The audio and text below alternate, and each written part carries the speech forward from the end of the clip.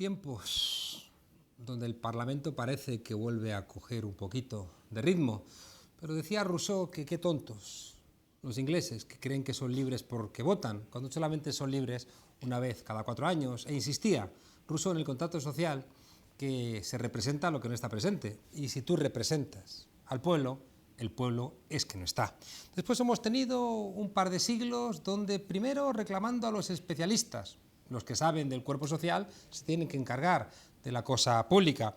Después que la libertad de los modernos estaba en la casa o en los asuntos propios y por tanto de los asuntos colectivos tenían que encargarse aquellos que encontrasen algún tipo de alegría en la gestión. Había otro elemento nuevo y es que vivimos en ciudades enormes y en estados enormes, el problema de las escalas, y claro, tiene que haber igualmente representantes. Y por último, que hace falta un espacio donde se sintetice la voluntad colectiva. Vamos, que no caigamos en la guerra civil, y para eso la representación hace falta. En conclusión, tenemos con que si hay democracia representativa, no hay democracia. Y si hay democracia directa, ¿será que van por ahí los tiros? En fin, para discutir este tema tenemos hoy, como siempre, una mesa de lujo. Contamos con nuestro querido amigo José Manuel Calvo, concejal de Desarrollo Urbano Sostenible del Ayuntamiento de Madrid. José Manuel, muchísimas gracias, primera vez que vienes a La Tuerca. Y espero que no sea la última. Esperamos verte con mayor frecuencia. Y muchas gracias a vosotros. Nos acompaña igualmente Alejandra Calvo. ¿Cómo estás, Alejandra? Representante de sí misma, pero activista de muchos movimientos sociales, bueno, de la lucha contra los CIES, bueno, y ahora mismo estás también trabajando, ¿no?, en el área de prensa del Ayuntamiento de Madrid. Efectivamente. Nos acompaña Yayo Herrero, activista ecologista, miembro de Ecologistas en Acción y bueno, también buena amiga. Muchas gracias por acompañarnos. Gracias a ti. Y cierra la mesa Pablo Echenique, diputado de Podemos. ¿Cómo estás, Pablo? Muy bien. Muchas gracias por acompañarnos. Bueno, dejadme haceros una primera pregunta a los cuatro en un minuto. ¿Por qué se llevan tan mal los movimientos sociales con los partidos políticos y con las instituciones? Empezamos contigo, Alejandra.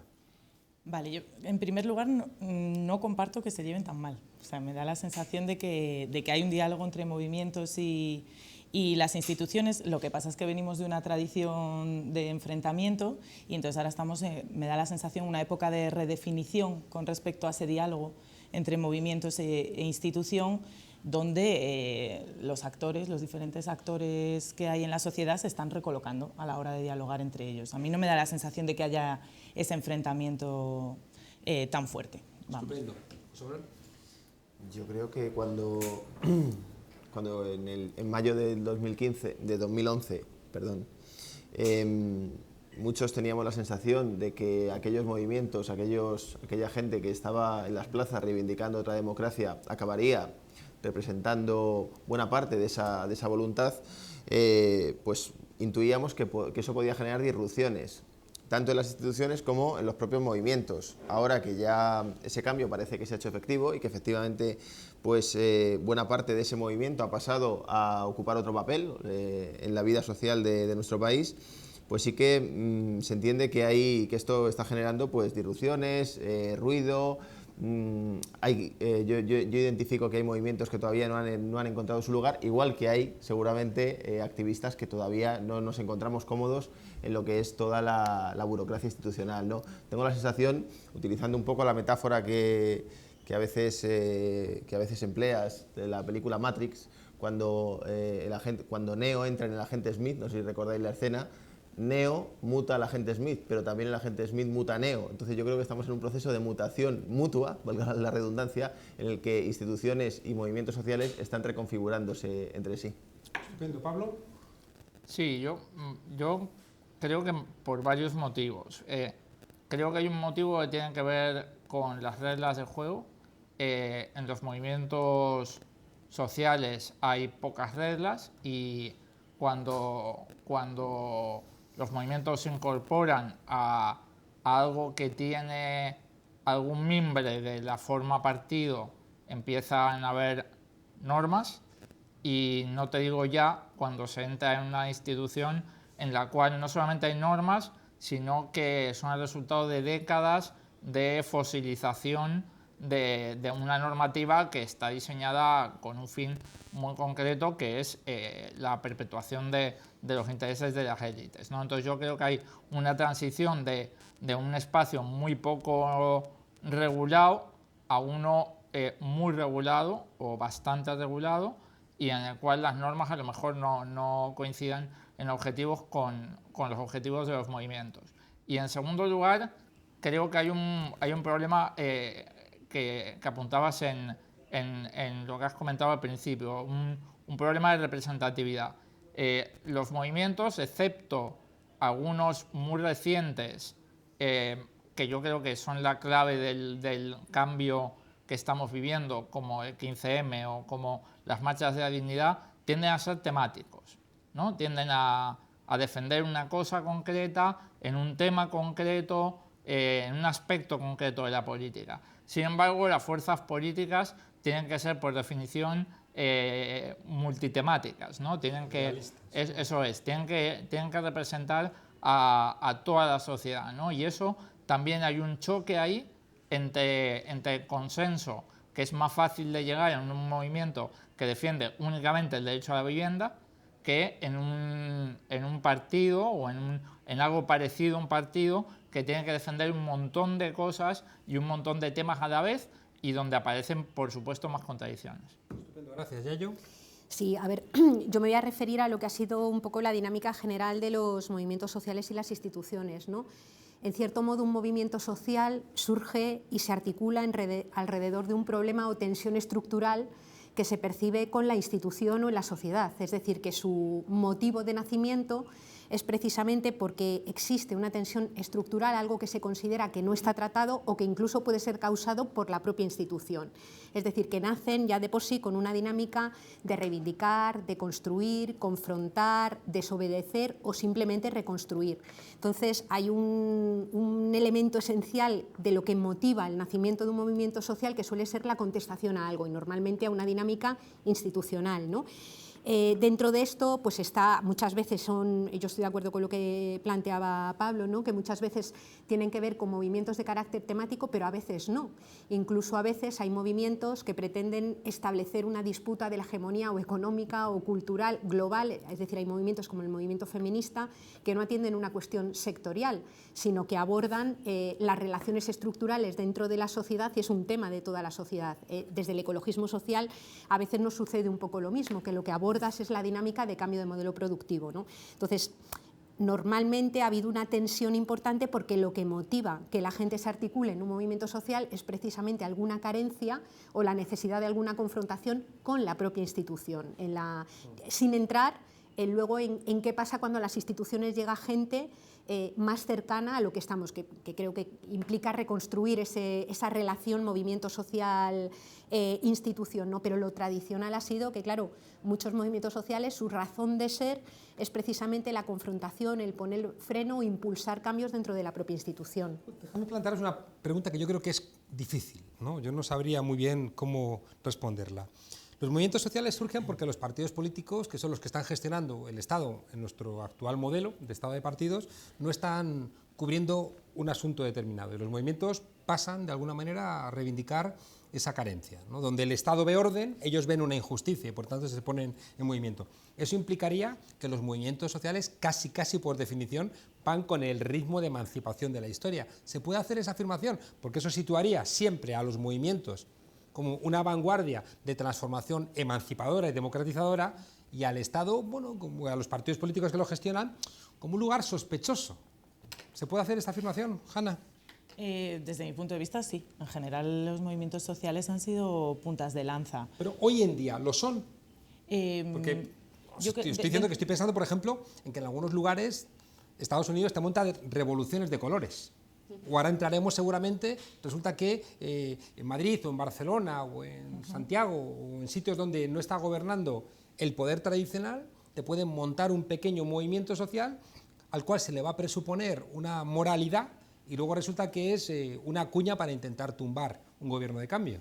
Efectivamente. Por eso yo hablaba antes un poco de que ahora estamos en un momento de reubicación y de hibridación. Yo creo que están apareciendo nuevos elementos que hacen que esa afirmación sea cierta. O sea, a mí sí me parece que los movimientos sociales, eso tradicionalmente, sí han sido punta de lanza de muchas luchas, pero es que creo que lo siguen siendo, porque lo que yo quería decir con que no veía tanto conflicto entre movimiento e institución, porque lo que quería decir es que me parece que es el momento de naturalizar ese conflicto. Es decir, el conflicto hasta ahora era un enroque entre dos posiciones o varias, o incluso un cuestionamiento al sistema en su totalidad, como planteaba Yayo, pero que ahora ha llegado un momento en el que esa nueva institucionalidad que se está intentando construir naturalice el conflicto, y los movimientos sociales también naturalicen un conflicto con la institución. Con naturalizar me refiero a que hay una gran, digamos, reticencia o fobia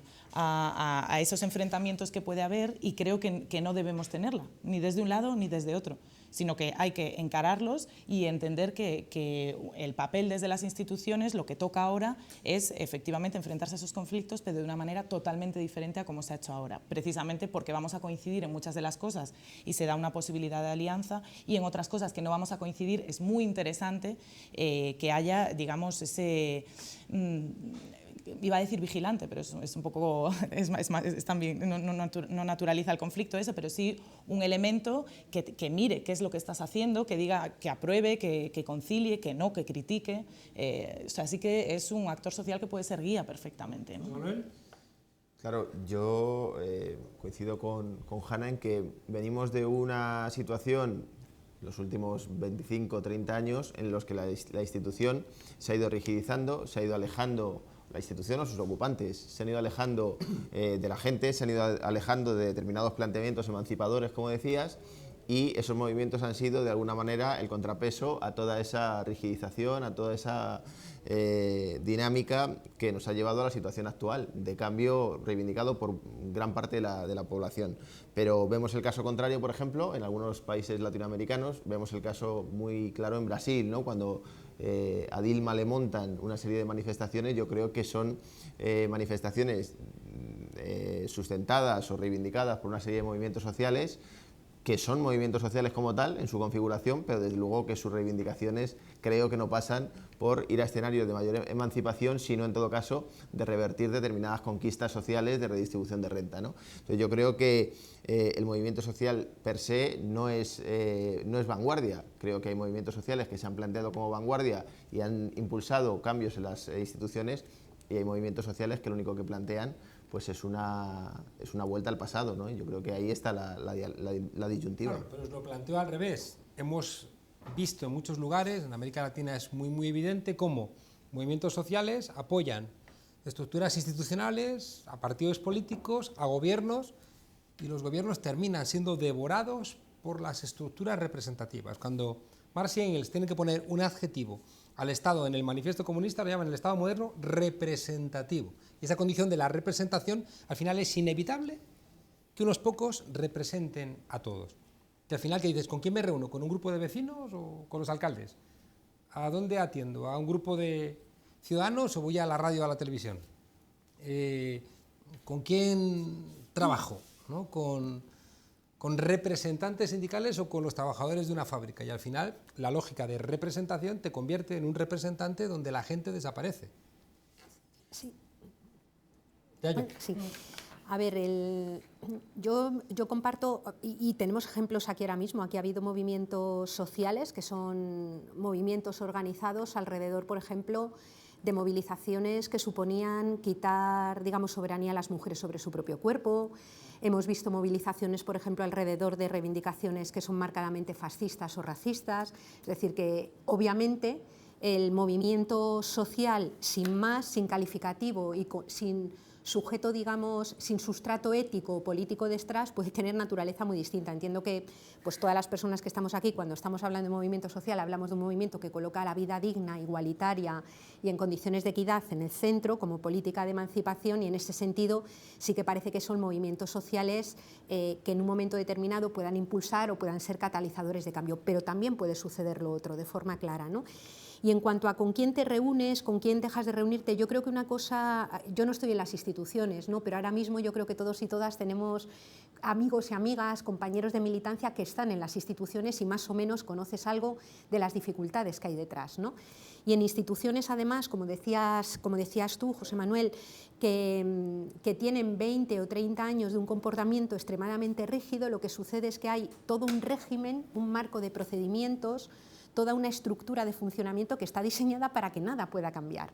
Y, por tanto, muchas de las personas que llegan a la institución son atrapadas por lógicas que directamente casi las secuestran y las sacan. En ese sentido, a mí sí que me parece importante manejar con equilibrio el tema de reunirte con representantes, pero también conservar espacios para reunirte con gente. Es decir, y ahí, como el tiempo de las personas que están en instituciones, como la que está en los movimientos sociales, no es infinito, creo que hay que hacer un ejercicio de creatividad social muy importante para ver cómo desestatalizar algunas de esas estructuras y poder trabajar en espacios donde están también los movimientos sociales. Harán falta seguramente muchas más estructuras intermedias, muchos más espacios de participación, y son cosas que yo creo que no existen porque venimos de la lógica que venimos, pero que estamos llamados a inventar desde los movimientos sociales y desde las instituciones que pretenden el cambio, ¿no? Creo que ahí hay un trabajo... Sí, yo no puedo estar más de acuerdo, yo experimento día a día eso. La mayor parte de los correos que nos llegan al grupo parlamentario son por contarlo de una manera jocosa, son de personas que quieren hablar con Echenique, ¿vale? Lo cual es sencillamente imposible, porque solamente son cientos o miles de personas que quieren hablar con una persona, ¿no? Entonces, es evidente que por pura necesidad material, ¿no?, hay que descentralizar la representación, sobre todo si se pretende, como pretendemos nosotros, mantener el pulso a la ciudadanía, porque obviamente si la representación que quieres llevar a cabo es representar los poderes económicos, ahí sí que es fácil.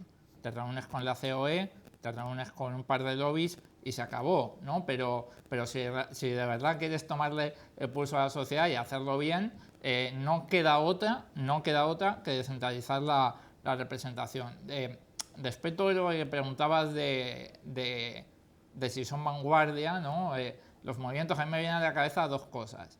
La primera es, en el Parlamento Europeo nos llegaban un montón de cartas de lobbies, varias de ellas con regalos, otras con invitaciones a sitios y tal, ¿no? Y entonces yo las iba metiendo en una pila, en una estantería que tenía el despacho, que era la pila de los lobbies, ¿no? Pero claro, de repente te llegaba una de Greenpeace, ¿no? Y entonces decía, ¿esto qué es? ¿Hago una pila nueva? ¿No? Y entonces hice una pila de lobbies buenos, ¿no? Y entonces ahí ponía Greenpeace y otros lobbies buenos que me iban llegando, ¿no? Entonces, creo que con los movimientos pasa lo mismo, pero al revés. El hecho de que nos estemos haciendo, de algún modo, la pregunta de si los movimientos son buenos por definición, habla de qué época venimos. Habla de que venimos de una época en la que, al estar el Estado tan claramente al servicio de la élite y en contra de la mayoría, la inmensa mayoría, valga la redundancia, de los movimientos eran buenos, porque operaban en contraposición a lo que hacía el Estado, que era operar en contra de los intereses de la mayoría, ¿no? Pero es verdad que, por definición, como comentaba Yayo, por ejemplo, en los movimientos llamados pro vida, ¿no? Por definición no tiene por qué ser una dirección emancipadora. Ahora, yo creo que a lo mejor sí que la podríamos llamar de vanguardia, en el sentido de que, bueno, a lo mejor para alguna gente Donald Trump es vanguardia, ¿no? La vanguardia no tiene por qué ser en el sentido emancipador, puede ser en el sentido retrógrado, ¿no? En el sentido reaccionario, ¿no? Entonces creo que sí, normalmente son de vanguardia en el sentido de que son de máximos, o casi de máximos, ¿no? Son grupos organizados que tienen demandas de máximos precisamente porque son temáticas, porque al no tener que entrar en contradicción, y aquí pongo un ejemplo encima de la mesa que he vivido recientemente en Aragón hay una comarca en la que casi toda la economía depende de las minas de carbón y de una central térmica de Endesa. si se acaba con las minas de carbón y la central térmica, la gente se queda sin comer. O se despuebla inmediatamente prácticamente una provincia entera, ¿no? Entonces, ahí podemos tener dos tipos de movimientos y los dos existen. El movimiento ecologista, que dice hay que acabar con la quema de carbón en España, que hay que hacer una transición a un modelo renovable, y todo el movimiento social de la comarca que dice necesitamos la central y el carbón para poder poner comida en el plato a nuestra gente, y existen los dos. Entonces, es cuando juntas los dos, a lo mejor en una fuerza política, cuando aparecen las contradicciones. Tenemos al otro lado de la línea a otro buen amigo, a David Fernández, periodista y exdiputado de la CUP. David, ¿cómo estás? Juan Carlos. Gracias. Buenas tardes. ¿Estados malos? ¿Movimientos sociales buenos? Bueno, algo más dialéctico y más contradictorio, supongo. Pero al menos nuestras experiencias que son en los últimos 20 años en el ciclo catalán, sobre todo en el ciclo metropolitano urbano, han sido esencialmente buenos y han mantenido viva, vamos a decirlo así, esa esperanza emancipatoria. Eso ha sido así. Y por otra parte, las instituciones en el ciclo vivido también, al menos desde nuestro punto de vista, ¿no? Pues desde una perspectiva crítica, han sido más bien malas, pero todo tiene sus limitaciones. Es una tensión. Dime. ¿Cómo identificamos a un movimiento social bueno? Bueno, pues por sus hechos los conoceréis y por sus demandas, ¿no? Y estamos viendo movimientos sociales, al menos desde la academia, por decirlo así, que son absolutamente retrógrados. No hace falta ver el Tea Party, ¿no? Pero claro, tampoco es la perspectiva la nuestra, es desde una perspectiva emancipatoria, pues que incorpora valores universales todavía que tienen que ser conquistados, ¿no? El de la igualdad, el de la justicia, el de la libertad. Hoy hay movimientos sociales buenos, pues en base al movimiento por el derecho a la vivienda digna, el ecologismo social, si queréis, con comillas, los más clásicos de pacifismo, ecologismo, feminismo, ¿no? Pero ahí hay una relación a veces entre una dialéctica entre el adentro y el afuera, ¿no? Y la autonomía de los movimientos sociales también es importante y es imprescindible. Era absolutamente interesante todo lo que comentabas, no voy a repetir ese riesgo, ¿no? de cooptación, de anulación, de perversión cuando un proyecto entra en las instituciones, en ese doble límite, ¿no? Entre un Estado impotente, porque estamos siempre en un neoliberalismo, y un mercado voraz, ¿no? Pero yo creo que hay un tercer eje, casi clásico, que es la sociedad, ¿no? Que es nuestra experiencia. Aquí lo que se ha hecho fuera y lo que hemos conseguido construir fuera, pienso en la red de Ateneos, ¿no? Por ejemplo, en Cataluña, que son prácticamente 200, hechos desde la autogestión y la autoorganización, son espacios ya de libertad y espacios de escuelas de democracia, pero los buenos se nos aldea con los refugiados, ¿no? La socialización del conocimiento, la cultura libre, pero es una tensión todavía irresuelta. Yo creo que tenemos las preguntas y no tenemos todavía las respuestas, ¿no? Y los movimientos hemos conseguido una teoría muy afilada, crítica contra el poder, pero no tenemos todavía, ¿no? Una teoría y una práctica sobre cómo de diferente y de democrático debería ser ese poder redistribuido, en red, democratizado. Está por construir, yo creo. En el caso de las CUP, creo que, como el caso quizá también de Podemos, se viene de alguna forma del movimiento social, pero se decide en un momento determinado dar un salto a las instituciones. Y ese salto, me temo que es un poco sin red. Es un salto, claro, me da la sensación de que es un salto sin haber consolidado cuál es la relación con el movimiento. Y al final produce como una suerte de cesura, como una suerte de divorcio. Sí, no llega a escisión, pero sí que llega a contradicción permanente. Yo cuando oía a Pablo, hola Yayo, que no os he dicho nada, encantado de estar compartiendo. Y yo creo que eso fue eso, hablabais de Matrix, ¿no? Y eso también fue una paradoja que nosotros utilizamos muchísimo, ¿no? Y fue que el tiempo político del movimiento de base, que puede ser la CUP, no coincidía con el tiempo histórico, y es verdad. Ahí se entra, yo creo que a la intemperie, entramos en un terreno hostil, yo creo que adverso, donde aprendemos muchísimo, pero también la CUP yo creo que como antídoto, y más que como vanguardia, otro concepto que puede ser útil a lo mejor es el de retaguardia, ¿no? Que sin retaguardia no tienes ese dispositivo compartido y común para resistir, para incidir, para disentir. Fue que la institución no era, en la caja de instrumentos del cambio político y social, no era ni el único instrumento ni el más importante, más en el actual contexto sudeuropeo de ausencia de soberanía económica, ¿no? O sea que realmente las posibilidades, la institución está perfectamente diseñada para evitar o para diluir ¿no? el cambio político y social. Y es verdad que la reflexión que tenemos ahora, en el ciclo que conocéis también, con un movimiento que ha sido soberanista, que tiene sus singularidades transversales, pero que ha sido muy interesante también como experiencia democrática, también es eso. Los debates que tiene la CUP planteada para su conferencia en mayo es precisamente eso, ¿no? Como el Parlamento es un instrumento más. Los ayuntamientos también, nos toca gobernar 30 ayuntamientos en estos momentos, pero es como volvemos fundamentalmente a tres ejes, por decirlo de forma provocativa, al cooperativismo en el ámbito socioeconómico, es decir, a construir alternativas instituciones del común en el ámbito económico, al municipalismo como forma de ir de abajo arriba, por decirlo así, en un zapatismo de agregación, y al feminismo en la vida cotidiana. David, habéis tenido en Cataluña recientemente un conflicto que es verdad que una parte lo ha alimentado para intentar buscar contradicciones profundas en el Ayuntamiento de Barcelona con el metro. Y ahí había como un choque entre curioso, ¿no? Entre un movimiento social, sindical, un ayuntamiento que se reclama también proveniente del propio movimiento social, pero que tiene que hacer valer unos intereses colectivos y genera un conflicto, bueno, pues que no deja de hacer ruido.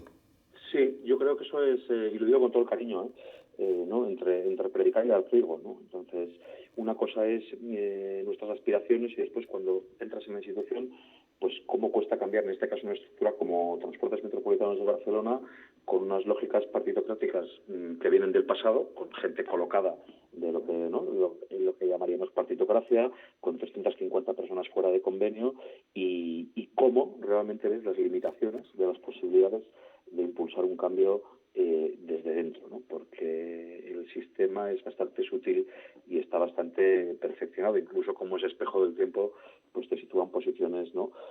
Con una presión también que conocéis, que es la del Mobile World Congress, ¿no? que es pues, otro gran acontecimiento donde todo el mundo se olvida pues de la guerra del coltán, de las relaciones laborales y de tantos otros puntos. Pero eso es un ejemplo obvio, ¿no? Que te pone en las contradicciones de la estricta realidad, no diré realpolitik, pero eso ha sido así.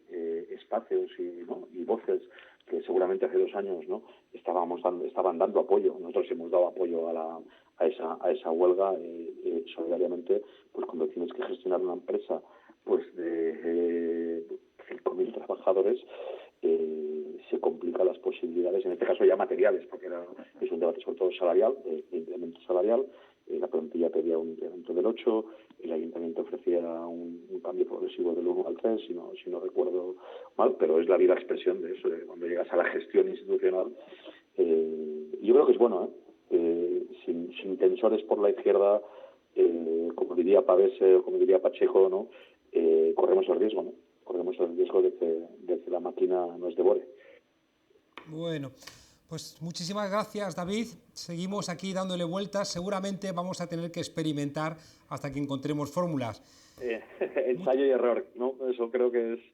Y habilitar otras fórmulas, seguramente, ¿eh? Juan Carlos, creo que ya que la cultura, decías antes, del manifiesto comunista, lo de la cultura representativa, pasar de la delegación a la implicación. Y eso también es hacer cohabitar 3 democracias, ¿no? La representativa, la participativa y la directa. Pero no nos olvidemos de que el escenario es difícil. Es decir, también Barcelona gestiona el capitalismo metropolitano en el sur de Europa y eso es muy complicado. Muchísimas gracias, David. Buenas noches. Un abrazo. Gracias. Hasta luego. Dejadme haceros otra pregunta rápida. En el año 79 hubo un tremendo problema porque al constituirse los ayuntamientos democráticos, donde el Partido Socialista, en aquel momento el Partido Comunista, ganaban mayoría, y eso descapitalizó los movimientos sociales. Tuvo una parte positiva, y es que la gente de los movimientos pasó a gestionar los ayuntamientos, pero al mismo tiempo los movimientos sociales se quedaron absolutamente desarmados. ¿Puede ocurrir ahora otra vez lo mismo con los gobiernos de cambio, con los ayuntamientos de cambio? José Manuel. Lo que sí vemos es que buena parte de la gente que estaba dedicada al 100% de su tiempo libre, del tiempo que consideraba que debía dedicar a determinadas luchas o a determinadas reivindicaciones, pues ha pasado a ocupar otro rol. Y es cierto que como este proceso se ha producido en un periodo de tiempo tan corto, de hace 2 años que nació Podemos, y hemos pasado a gobernar en ayuntamientos, a estar como segunda fuerza política en muchas comunidades autónomas, a tener 65 diputados. Es evidente que buena parte de esa cantera ha pasado a ocupar estos cargos. Yo tengo mis dudas de si la renovación puede ser tan rápida. Yo lo veo en los círculos, yo participaba muy activamente en el círculo de Podemos, de Carabanchel y Latina, y es cierto que mucha de la gente que empezamos en el círculo, pues por unos motivos u otros, estamos en distintos roles institucionales o de apoyo a la labor institucional. Pero también es cierto que esa gente ha ido siendo sustituida por otra que se ha ido incorporando a este trabajo y el círculo sigue funcionando. La prueba es que, bueno, que el recambio existe porque ahí está, ¿no? Pero sí que tengo mis dudas en si esa reposición es tan rápida o puede ser tan rápida. A pesar de ello, creo que se ha generado un clima de movilización social tan potente en Madrid en los últimos años, en otras ciudades, en otras comunidades también, pero en Madrid desde luego que ha sido así en los últimos años, que tenemos, creo, cantera para rato. Ana.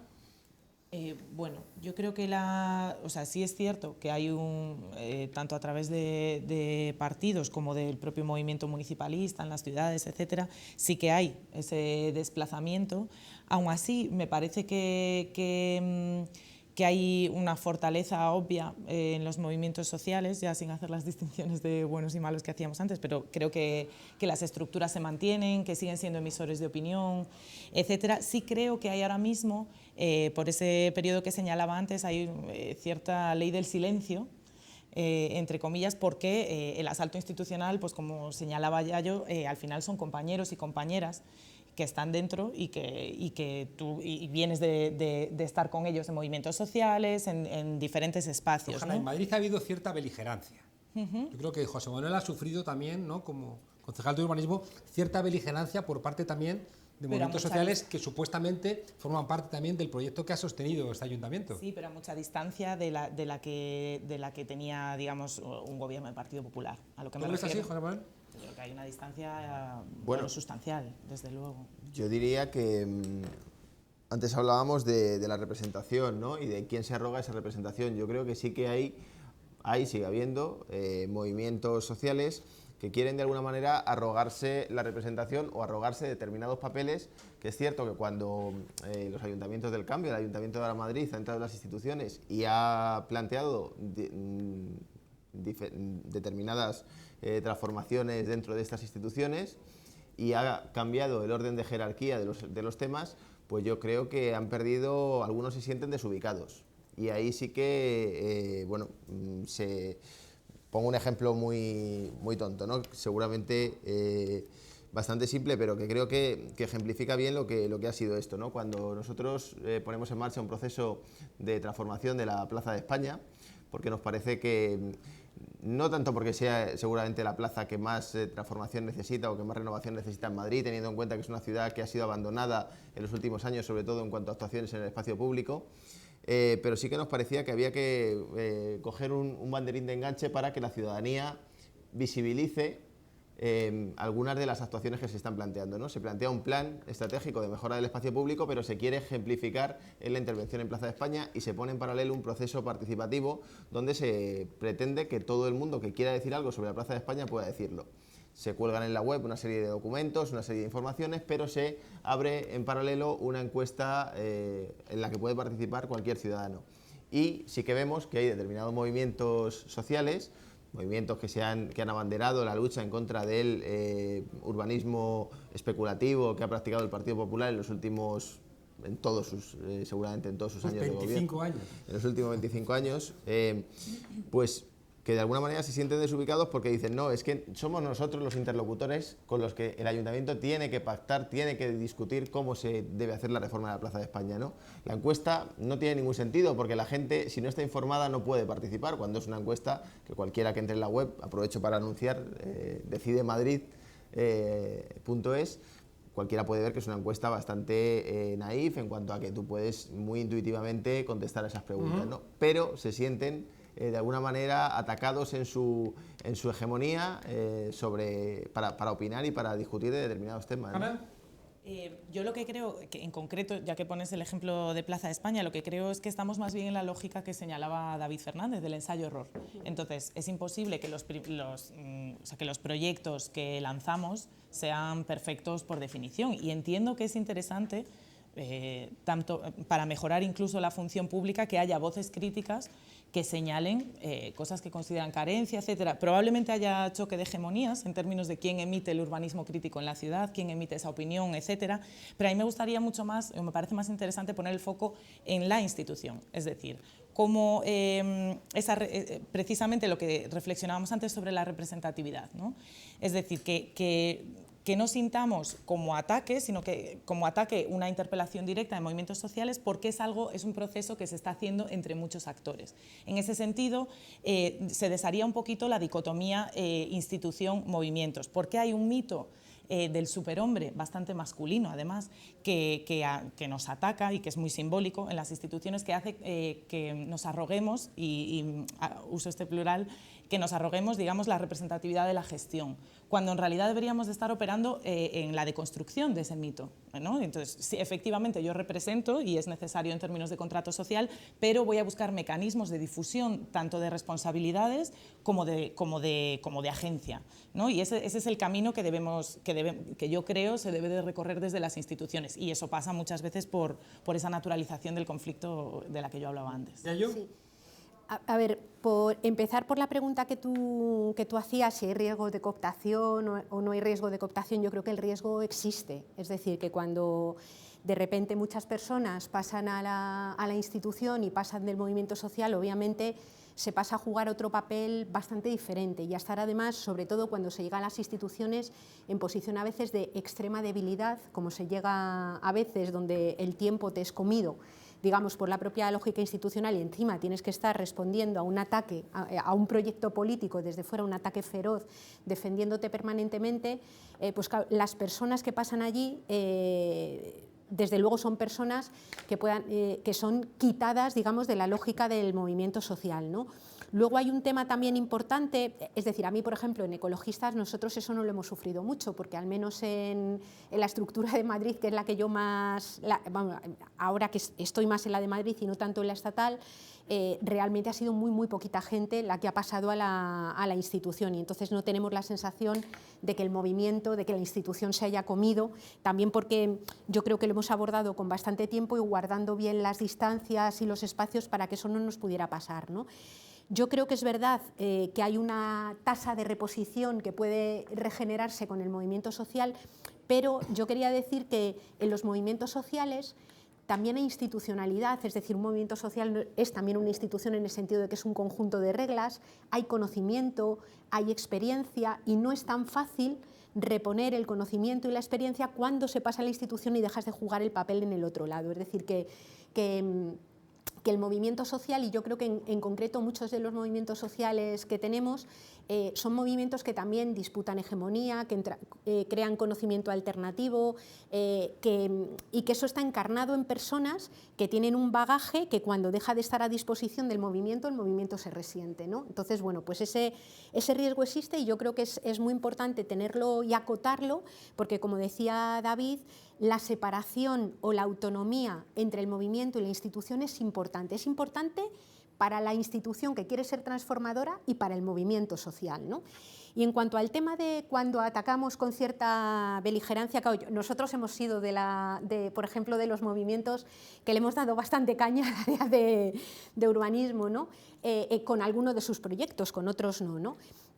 Lo que nos hemos encontrado, y me parece razonable y me parece además sano y normal que suceda, es que ha habido, por ejemplo, con algunas de las concejalías o con algunos de los proyectos más bien de concejalías con los que nos hemos sentido enormemente cómodos desde la independencia, por ejemplo, todo lo que tiene que ver con contaminación del aire, lo que se ha ido iniciando sobre la auditoría de la deuda, los temas que tienen que ver con participación, y ha habido algunas otras cosas, no solo el tema de la remodelación de Plaza España. Yo, por cierto, rellené la encuesta ayer, antes de ayer, no tanto el tema de la remodelación de Plaza España, sino al principio pues con el tema de Mau Calderón, con el tema de Canalejas, que eran como proyectos muy emblemáticos que iban en el programa de Ahora Madrid, que venían además de una lógica anterior, es decir, eran proyectos también muy emblemáticos de la propia lógica del Partido Popular, y que cuando se les ve ciertos visos de continuidad, yo creo que es sano que el movimiento también se exprese y los siga criticando.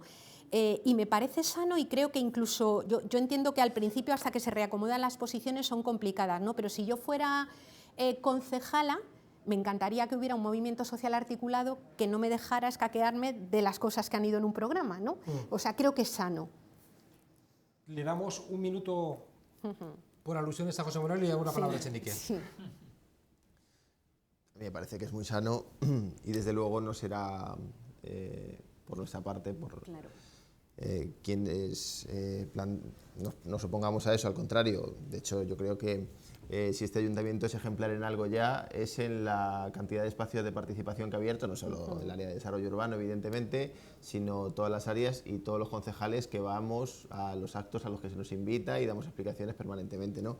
Pero yo sí que veo, no hablo del caso, por supuesto, de ecologistas, pero veo en determinados colectivos un cierto infantilismo, ¿no? Una voluntad de llegar a las instituciones, o de que por el hecho de llegar a las instituciones se alcancen todos los objetivos de golpe. Yo he visto en reuniones con la alcaldesa decirle: ahora manda usted. Hasta ahora mandaban otros y ahora manda usted. Y ella, bueno, pues plantear, sí, mando yo, pero estoy sometida a la ley, estoy sometida a una serie de compromisos, estoy sometida a una serie de elementos que condicionan, como no puede ser de otra forma, la política, ¿no? Planteaba ya yo, y por eso me ciño a estos dos proyectos, pero planteaba el caso de Canalejas o el caso de Mau Calderón. Son casos muy diferentes. En Canalejas nos encontramos un agujero en el medio de Madrid. Es decir, existe una mochila, existe un elemento que hay que resolver. Podemos mirar hacia otro lado y decir, bueno, pues nosotros, como esto se ve mal, no lo resolvemos, lo dejamos ahí empantanado, ¿cuánto? 10 años, 5 años, lo que sea, ¿no? Hasta que salgamos y entonces ya podamos protestar en contra de nuevo de este proyecto, que es con lo que nos sentimos cómodos. En Mau Calderón, por ejemplo, se plantean una serie de dudas sobre qué hacer con el proyecto en la fase en la que nosotros estamos analizando qué hacer con el proyecto, en la fase en la que nosotros estamos hablando con el conjunto de agentes implicados para ver qué hacemos con el proyecto, y planteamos hace unas semanas, cuando ya existe una línea de actuación clara, decir, bueno, ¿qué podemos plantear en esto? Corregir el proyecto de raíz, de partida, de inicio, reiniciar el proyecto, que creo que es una cuestión, yo creo, desde el punto de vista del movimiento y de la reivindicación, indiscutible. Pero, claro, hemos identificado una falta de paciencia. Es que las cosas llevan su tiempo, es que negociar con muchos agentes y negociar con los propios procedimientos y con los propios protocolos administrativos es muy complejo. Entonces, yo también pediría a estos movimientos que, por supuesto, sigan haciendo crítica y sigan llevándonos por la guía en la que consideran que tenemos que ir, pero también que tengan una cierta paciencia y una cierta confianza, porque sí que hemos identificado, el otro día, perdonadme la extensión, pero el otro día hacíamos la broma recordando aquel microrrelato que dice: y cuando se despertó, el dinosaurio seguía allí. Yo tengo la sensación en muchos movimientos sociales, o en buena parte de ellos, que cuando se han despertado piensan que el dinosaurio sigue allí, pero no se han dado cuenta que Esperanza Aguirre se sienta en la bancada de la oposición. Pablo.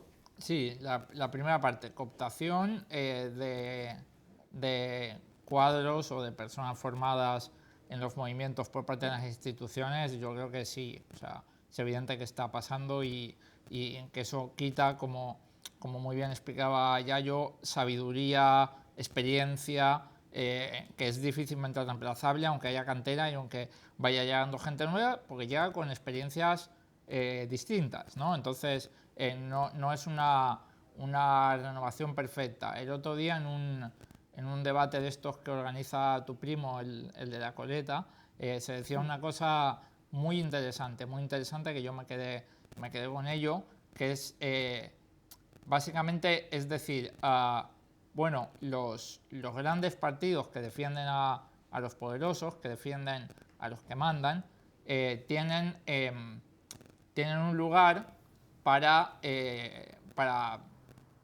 quedarse descansando cuando no están en el poder, ¿no?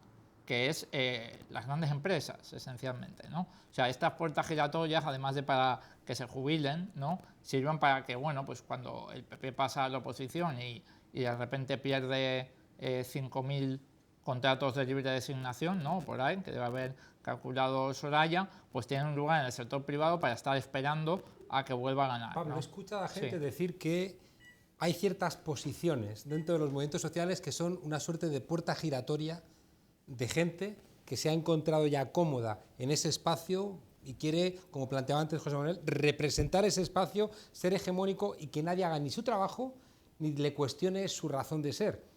Y de alguna manera es una puerta giratoria mucho más, claro, cutre, pero que no deja de ser de alguna manera una institucionalización de un movimiento que por definición debiera ser más líquido y más Sí, etéreo. Yo creo que, a ver, yo vengo de mi profesión, no era especialmente activo en movimientos sociales antes de Podemos, con lo cual no tengo experiencia de primera mano, pero sí que veo esas inercias también de decir, bueno, hemos conquistado este territorio y me ocupo yo de esto, ¿no? Y parece como que fuera obligatorio que se siga ocupando el mismo o que ese territorio conquistado pertenezca de alguna manera no positiva, ¿no? a un movimiento o a una persona. Creo que algo de eso hay, pero toco un poco de oído, ¿no? Pero ya digo, creo, y sabiendo muchísimo de las distancias, porque la mayor parte del trabajo se hace en los movimientos voluntarios, con lo cual digamos que es una territorialidad de identificación, de querencia con lo conseguido y de querencia con el trabajo hecho, ¿no? No es por utilizar tu metáfora, no es una puerta giratoria que te lleva un sueldo de 200.000 euros al año, sino que te lleva bueno, pues a ocuparte de un área política en la que has trabajado y la que has querido, ¿no? Yo volviendo a lo que comentaba, o sea, yo sí que creo que hay esa cooptación. Creo que tenemos que construir un lugar donde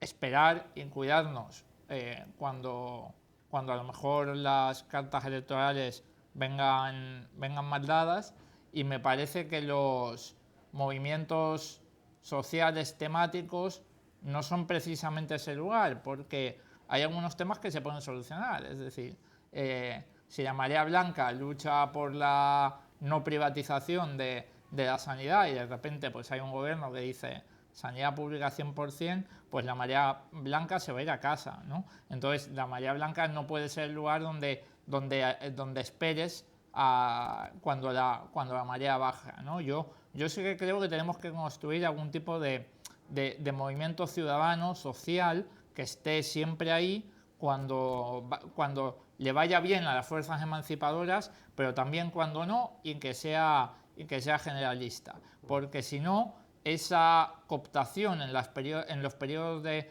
bonanza electoral y descapitalización de los movimientos hace que se desmantelen, ¿no? Y luego ya no hay lugar donde volver, ¿no? Entonces, mientras las élites sí tienen lugares donde volver, las fuerzas emancipadoras no los tienen, ¿no? Yo sí que creo que es un problema actualmente y deberíamos darle alguna vuelta a eso. Esa es la idea. ¿Querías plantear algo tú?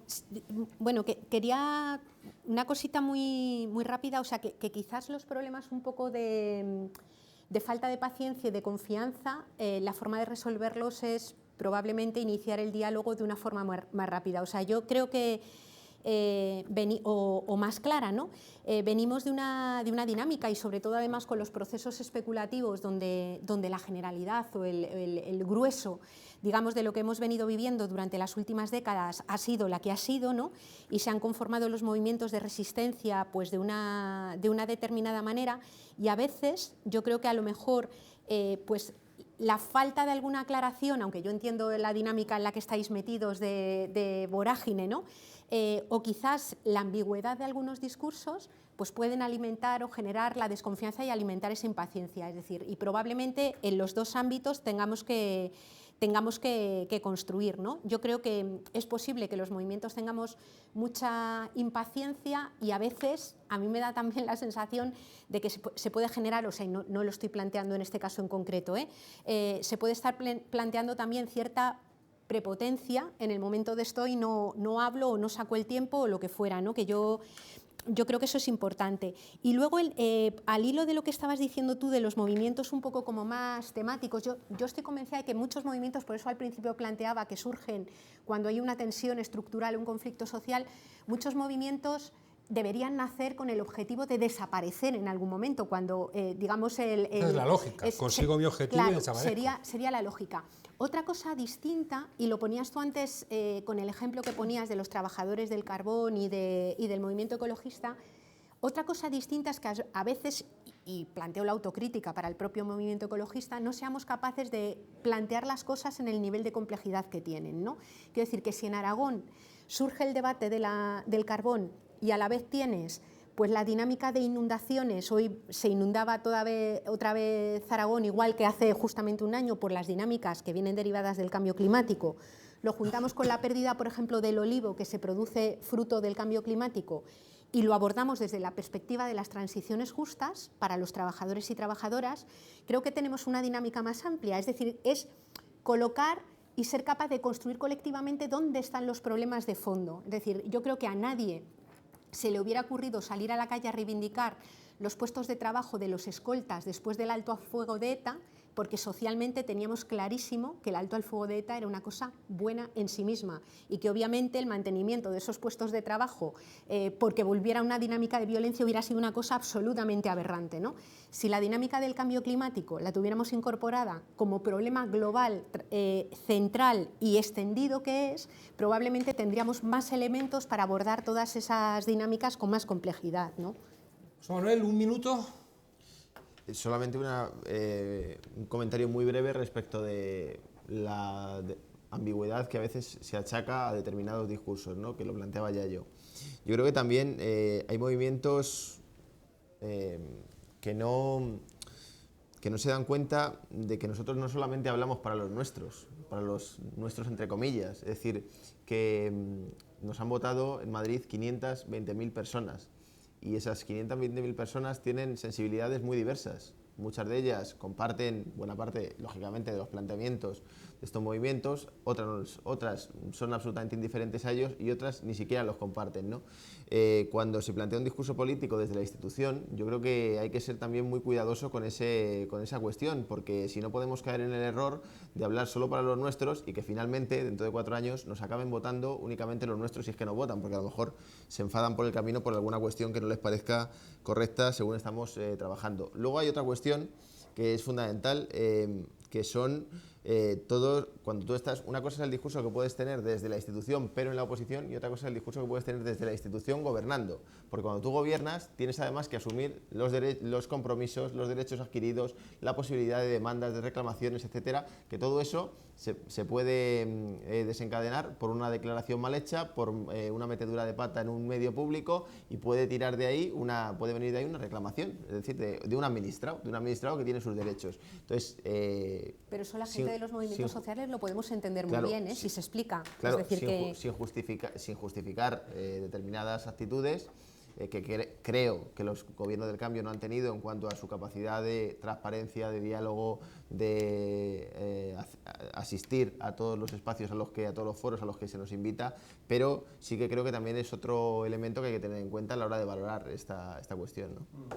Nos hemos comido el tiempo, entonces quería pediros como un minuto de conclusiones a los 4, atendiendo a algunas cosas que hemos planteado que creo que son muy relevantes, ¿no? Y puede ser que hicierais una pequeña reflexión. Una es, ¿cómo puede ser ese experimentalismo que de alguna manera ponga a discutir a las instituciones cuando están gobernadas por personas con una voluntad de cambio y a los movimientos sociales? Porque tenemos muy claro cómo nos comportamos cuando las instituciones son hostiles.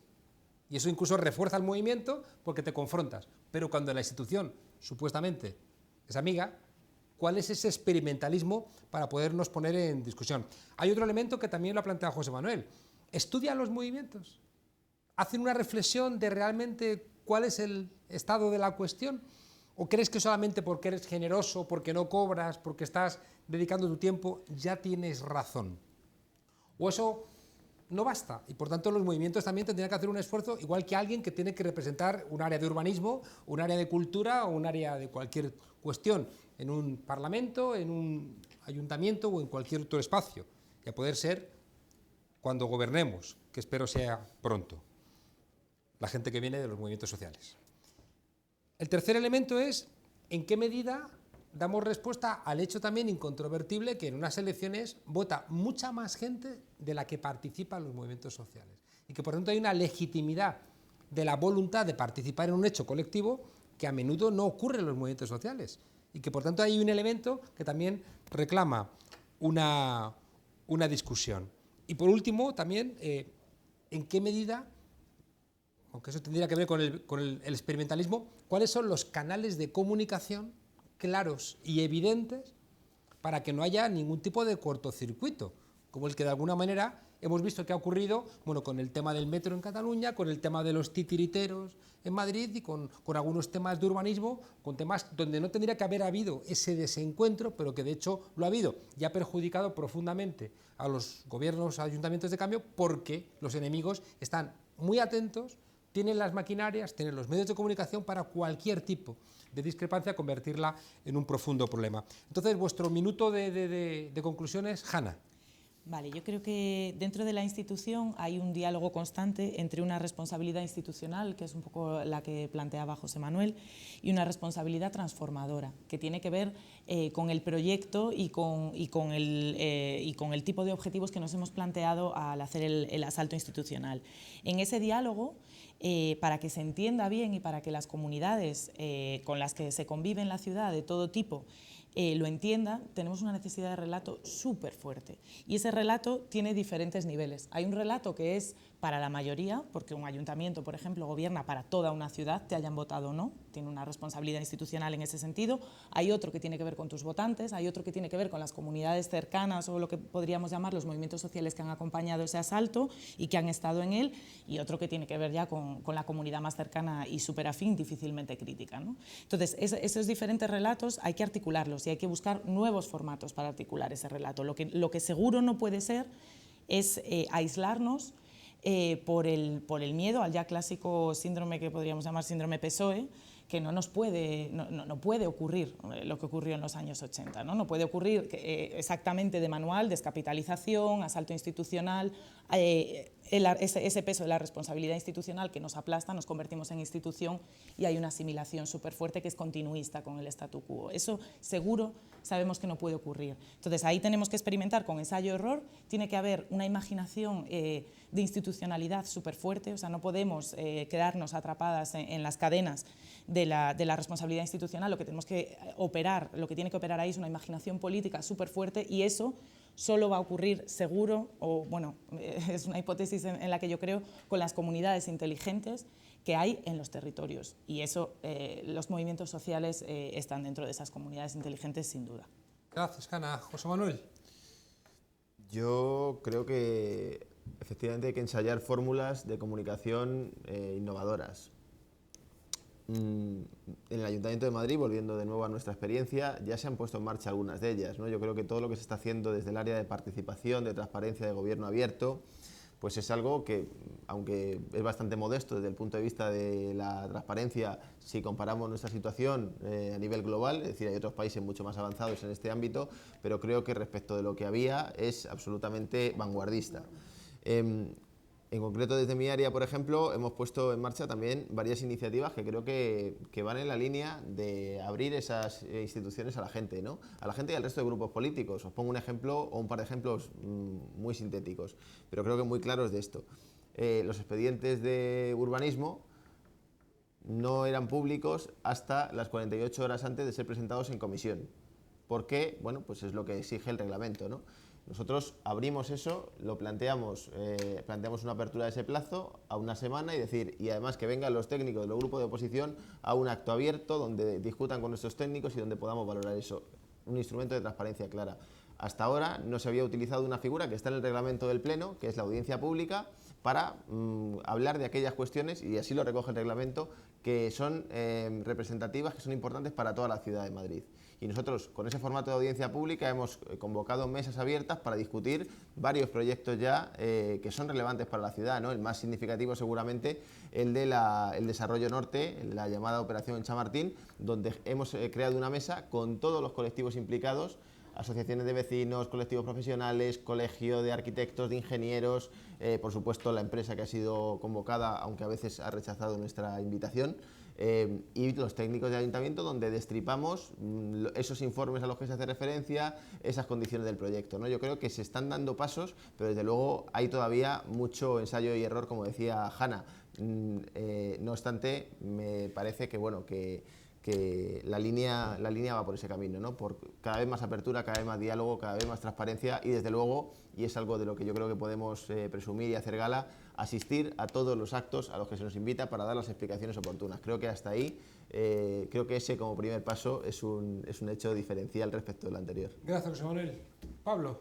Sí, yo creo que, yo creo que es evidente que no podemos permitir, no nos podemos permitir que nos ocurra lo que le ha pasado a los viejos partidos. Estoy muy de acuerdo con Hanna con lo que he comentado antes, y tenemos que esa tensión que hay entre los movimientos y la institución, tenemos que verla como algo bueno, como algo a potenciar, y tenemos que tener claro que hay que profundizar en la comunicación entre las diferentes multicapas de la sociedad, y en las rendiciones de cuentas, en la participación de la gente que tiene que aumentar, porque venimos de una época de despolitización brutal de la ciudadanía, con lo cual, aunque podamos no estar de acuerdo en cuál es el nivel óptimo de participación media de una sociedad, está claro que estamos por debajo de la media del óptimo, ¿vale? Eso está claro, con lo cual es evidente que queda más. Pero, siendo todo esto evidente, yo sí que creo que también tenemos que ser conscientes en el mientras tanto de dónde venimos y dónde estamos. Y en eso coincido con algunas de las cosas que ha planteado José Manuel. Es decir, hay una inmensa mayoría de la población que no ha participado y no participa ni de las lógicas ni de los espacios que se dan en los movimientos sociales.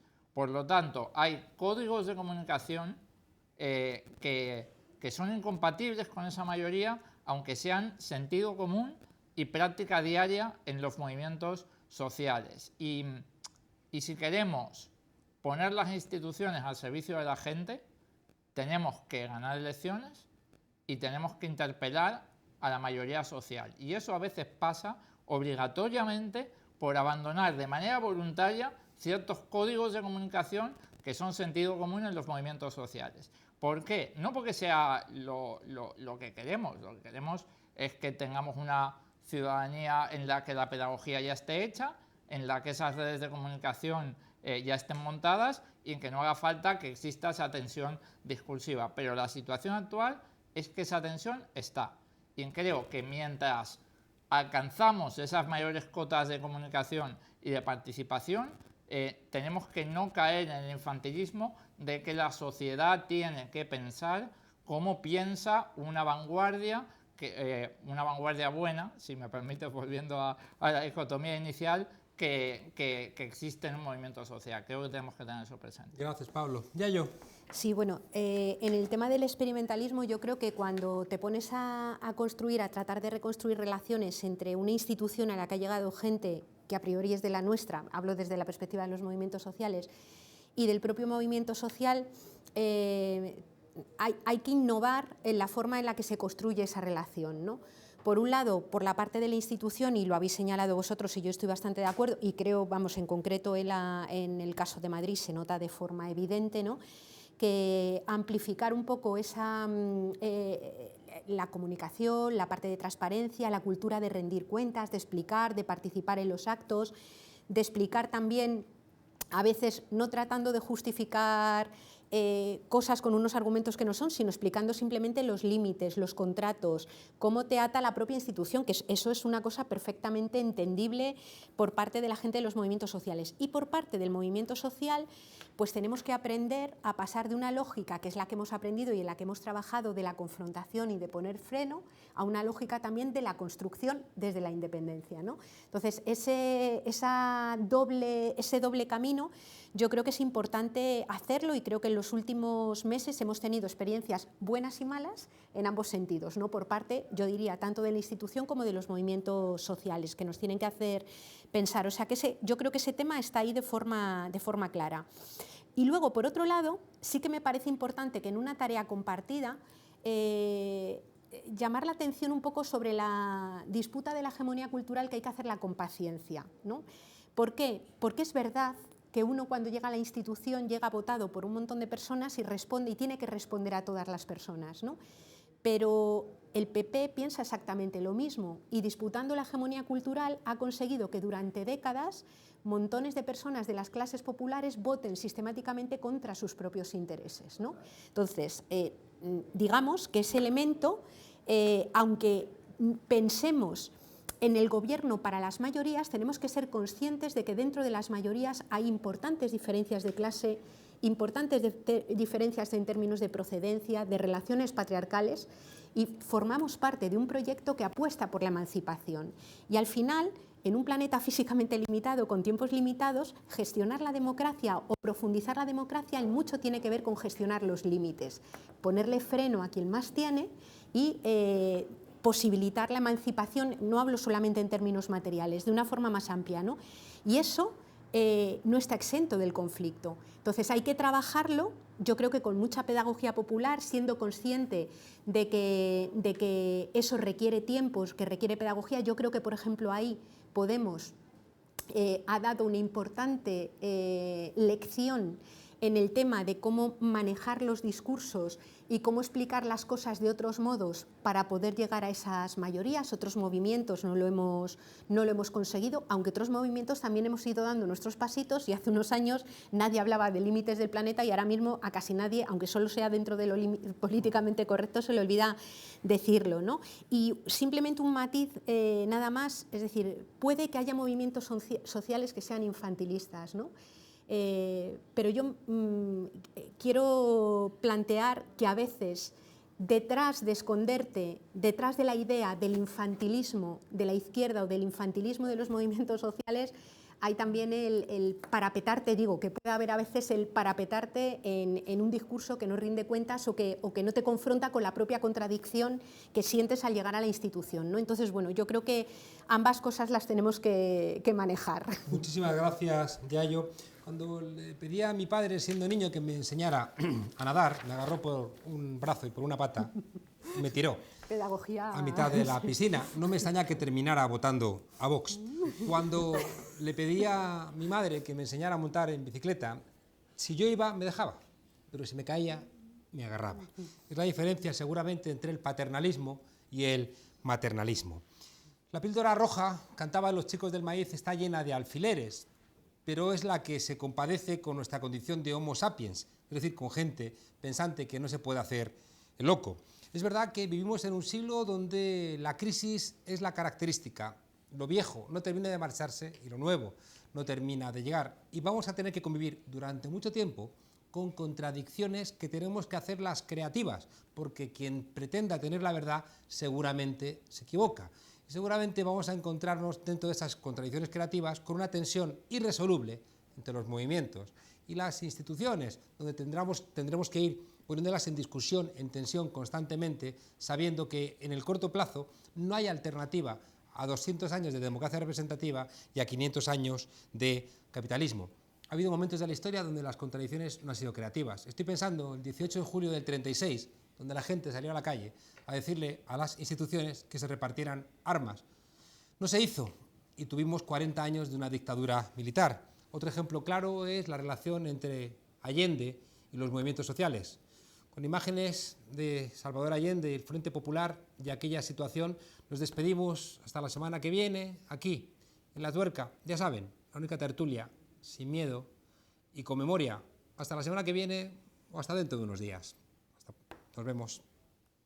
Nunca como ahora, la canción nacional tuvo para ustedes y para mí tanto y profundo significado.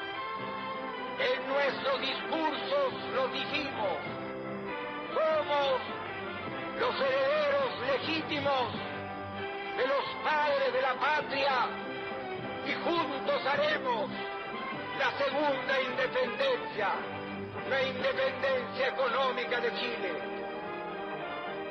Les pido que se vayan a sus casas con la alegría sana de la limpia victoria alcanzada, y que esta noche, cuando acaricien sus hijos, cuando busquen el descanso, piensen en el mañana duro que tendremos por delante, cuando tengamos que poner más pasión y más cariño para hacer cada vez más grande a Chile y cada vez más justa la vida en nuestra patria.